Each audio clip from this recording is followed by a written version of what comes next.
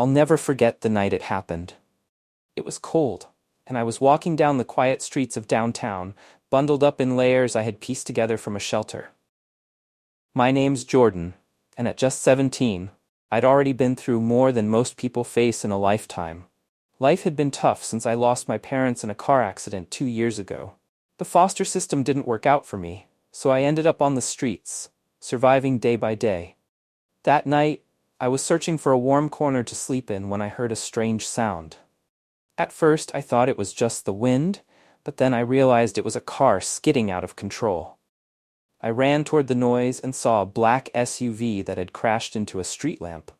Smoke billowed from the hood, and the driver's side door was crumpled.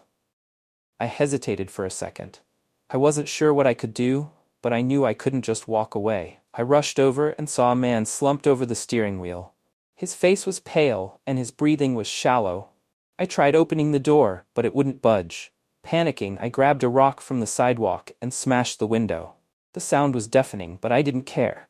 "Sir, are you okay?" I shouted, reaching in to unlock the door. His eyes fluttered open for a moment, but he was too weak to respond. With all the strength I had, I pulled him out of the car. My hands shook as I laid him on the sidewalk, far enough away from the car in case it caught fire. "Hang in there," I said, trying to keep him awake. Thankfully, someone passing by called 911.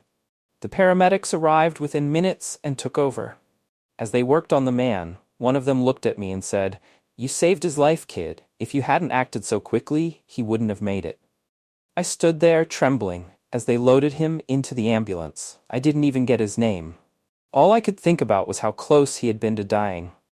A week later, I was sitting in the park trying to stay warm when a man approached me. He was tall, wearing a sharp suit, and had an air of authority. For a moment, I thought I was in trouble. "Are you Jordan?" he asked. "Yeah," I replied cautiously. He smiled. "My name is Peter. I'm the assistant to Mr. William Carter. He's the man whose life you saved last week." I was stunned. "How did you find me?" "Mr. Carter insisted we track you down. He wanted to thank you in person," Peter said.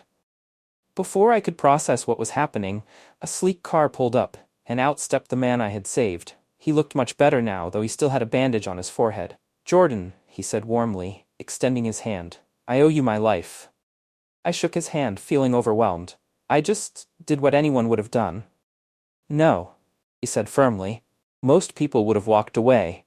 You didn't, and for that I'm forever grateful." Mr. Carter invited me to lunch that day, and we talked for hours.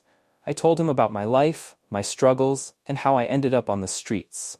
He listened intently, his expression softening with every word. "Jordan," he said, after a long pause, "there's something you need to know." He reached into his briefcase and pulled out a photo. It was of a woman and a young boy. My heart skipped a beat. "That's my sister," he said, pointing to the woman in the picture. "And that boy, that's you." Tears welled up in my eyes. "What do you mean? My sister, your mother, was my only family. After the accident, I looked everywhere for you, but you disappeared into the system. I had no idea you ended up on the streets. If I'd known," his voice cracked. I couldn't hold back my tears. "You're my uncle?" He nodded, his own eyes glistening. "Yes, Jordan, and from now on, you're coming home with me." That day changed my life forever. Mr. Carter, my uncle, gave me a second chance. He helped me get back on my feet, made sure I went back to school, and even gave me a job at his company when I was ready.